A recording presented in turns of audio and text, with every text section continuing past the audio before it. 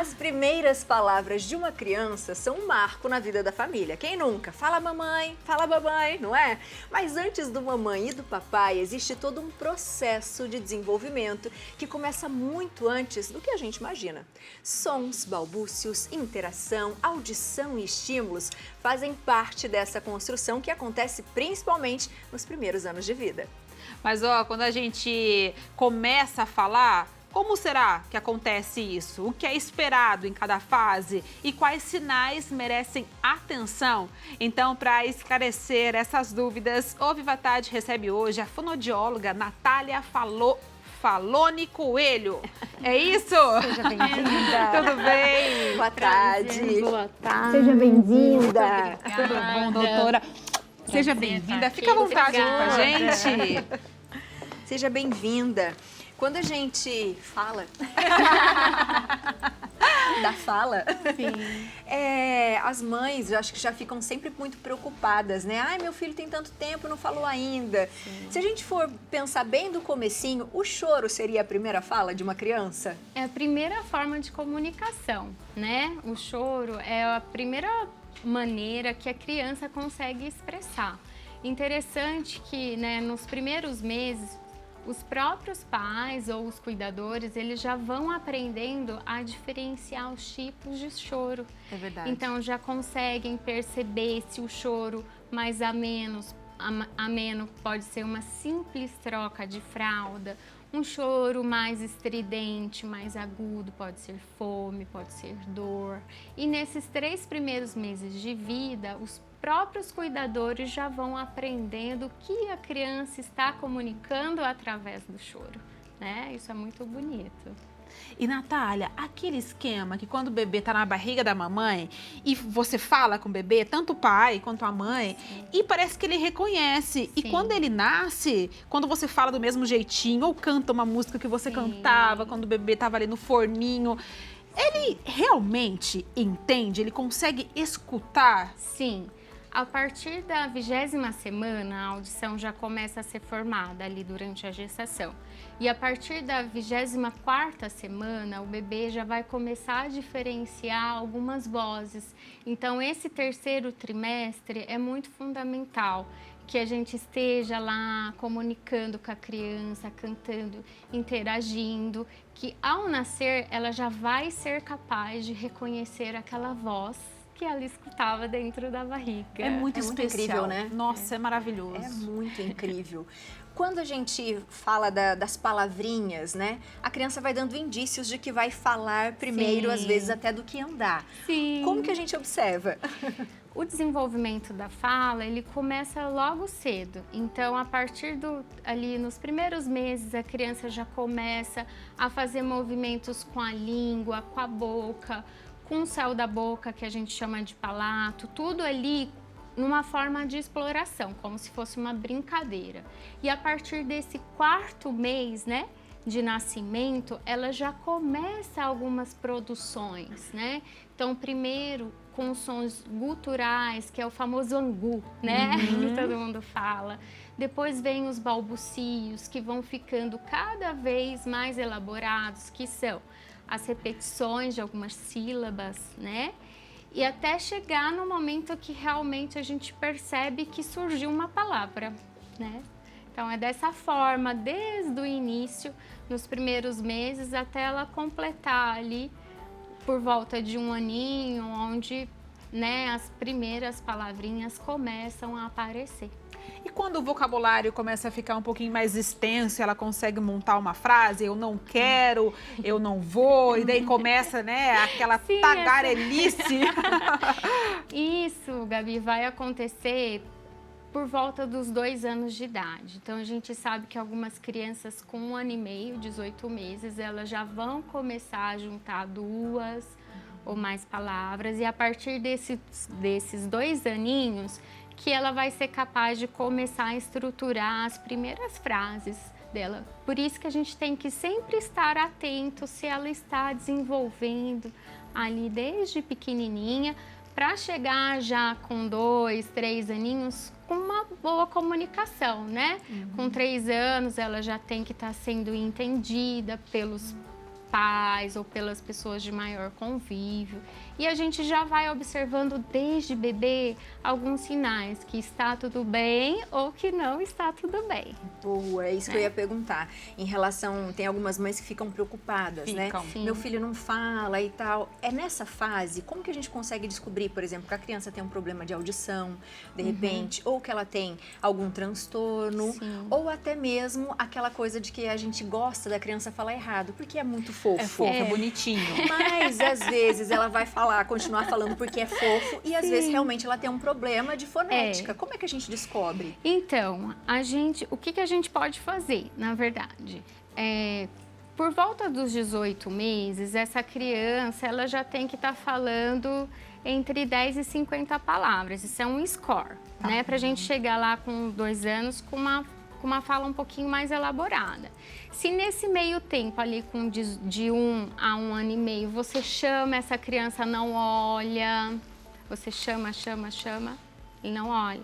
Se tem um outro ruído, uma televisão ligada, alguma outra coisa, algum outro estímulo, dificulta ainda mais. Então, qual que é a orientação?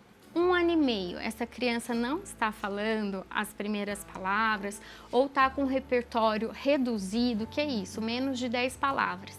Já é hora da gente procurar um fonoaudiólogo para fazer esse acompanhamento e ali na própria avaliação ele vai perceber alguns sinais de que pode ter alguma dificuldade auditiva, mas a gente só tem certeza disso após o encaminhamento para uma avaliação com um fonoaudiólogo especialista na área de audição.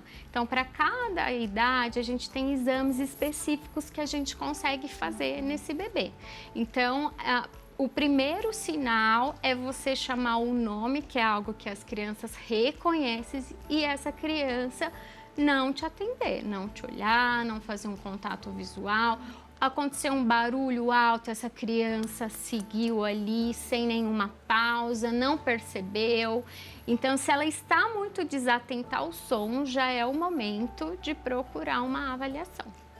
E a Abi falou da criança falar errado e é muito fofo mesmo, né? Isso. É bonitinho, a gente tende a não corrigir, mas é importante nesse começo a gente tentar falar claramente com a criança. Se ela falar uma palavrinha errada, fala não é assim, é assado.